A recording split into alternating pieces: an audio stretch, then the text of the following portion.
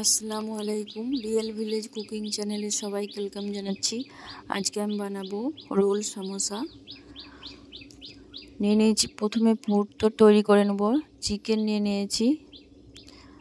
নিয়েছি আলু, একটা বড় সাইজের আলু, পেঁয়াজ কুচি, সব কিছু আমি ম্যাশ করে নিয়েছি।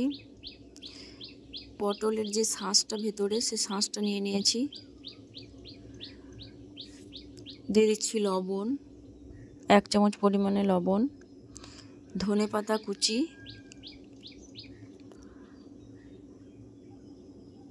দিয়ে দিচ্ছি আদা কুচি,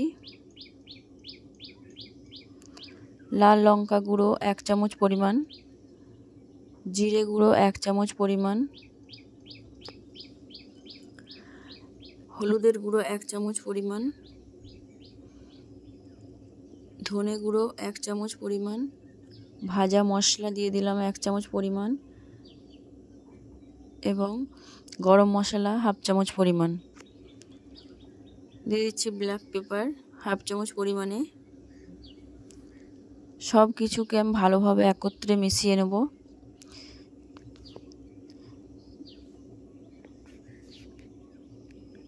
খুব ভালোভাবে মিশিয়ে নিতে হবে।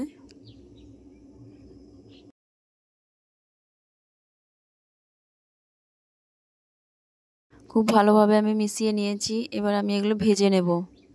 পুরটাকে আমি রেডি করে নেব। দিয়ে দিচ্ছি মাস্টার্ড অয়েল। এর মধ্যে আমি পুরটা দিয়ে দেবো। তেলটা ভালোভাবে গরম হয়ে এসেছে। আমি পুরটাকে ভালোভাবে রান্না করে নেব। এর মধ্যে কোনো কাঁচা ভাব না থাকে। আপনারা চাইলে পটলের যে ভেতরের অংশটা, ওটা আপনারা স্কিপ করতে পারেন। পুরটা খুব ভালোভাবে রেডি হয়ে গেছে। এই যে খুব ভালোভাবে রেডি হয়ে গেছে। এবার আমি ময়দাটা রেডি করে নেব।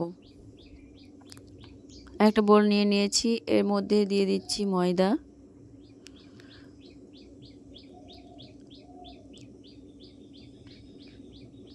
দু কাপ পরিমাণে ময়দা দিয়ে দিয়েছি। দিয়ে দিচ্ছি লবণ, টেস্ট অনুযায়ী লবণ দিয়ে দিলাম। দিয়ে দিচ্ছি ভেজিটেবল অয়েল, 2 চামচ পরিমাণে ভেজিটেবল অয়েল দিয়ে দিয়েছি। সব কিছু আমি ভালোভাবে মিশিয়ে নেব।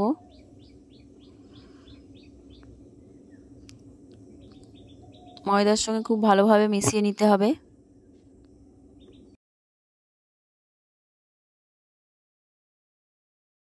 গোটা জিরে 1 চামচ পরিমাণে দিয়ে দিলাম। এটাকেও আমি ভালোভাবে মিশিয়ে নিচ্ছি।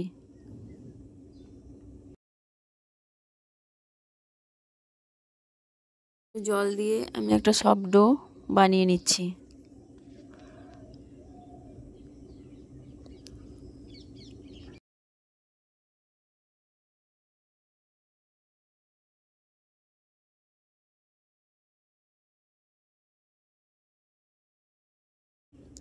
আমি বানিয়ে নিয়েছি।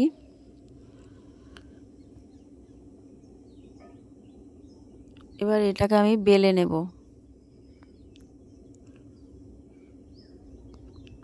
দিয়ে দিচ্ছি কিছুটা পরিমাণে ময়দা। দিয়ে এটাকে আমি বড় রুটির আকারে বেলে নেব।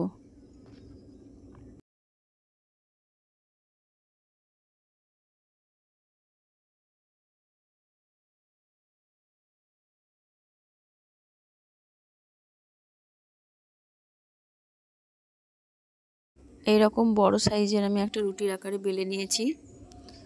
এর মধ্যে আমি যে পুরটা করে রেখেছিলাম, সেই পুরটা আমি চারিপাশে ভালোভাবে লাগিয়ে নেব। আর চামচের সাহায্যে এইভাবে করে আমি পুরটা লাগিয়ে নিচ্ছি। খুবই টেস্টি একটা রেসিপি।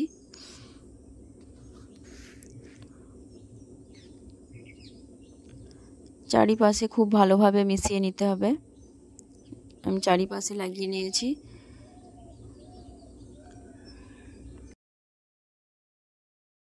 এবার এক সাইড থেকে এইভাবে আমি ফোল্ড করে দিচ্ছি। এই যে এইভাবে দেখুন, এইভাবে এক সাইড থেকে ফোল্ড করে নিচ্ছি।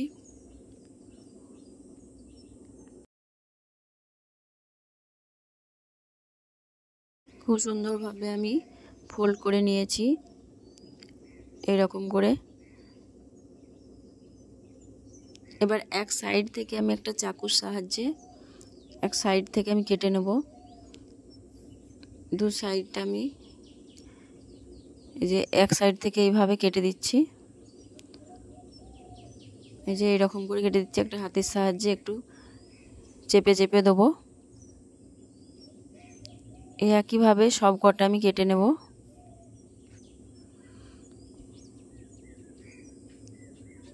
এই যে একটা হাতের সাহায্যে আমি চেপে দিচ্ছি এরকম করে, এই যে এরকম করে করে নিচ্ছি।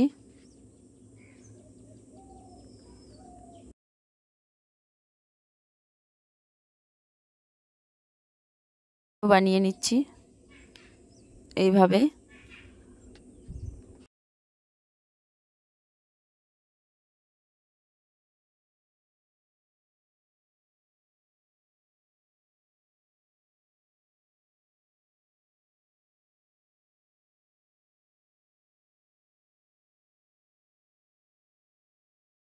সব কটা আমার বানানো হয়ে গেছে, খুব সুন্দরভাবে বানানো হয়ে গেছে। এবার এগুলো আমি ভেজে নেব।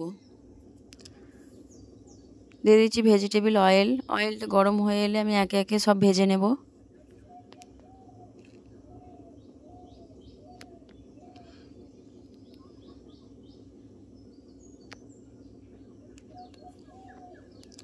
লো ফ্লেমে ভেজে নিতে হবে, নাহলে ভেতরটা কাঁচা থেকে যেতে পারে।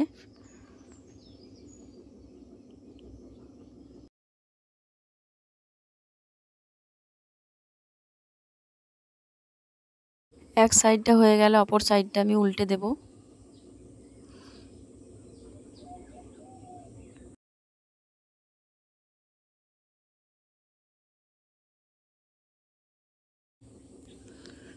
আপনার এই রেসিপিটা বিকালে স্ন্যাক্স হিসাবে খেতে খুবই ভালো লাগবে, বাচ্চা বড় সকলেই পছন্দ করবে।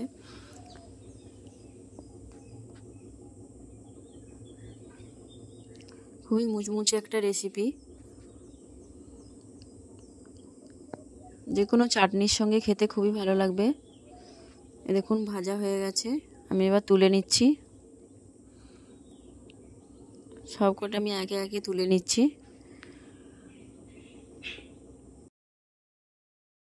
এক এক করে সবগুলো আমি ভেজে নেব।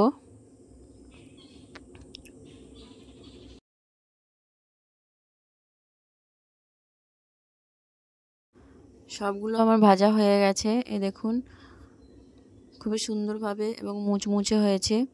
খুবই ক্রিস্পি একটা রেসিপি, আপনারা বাড়িতে ট্রাই করবেন, খেতে খুবই ভালো লাগবে।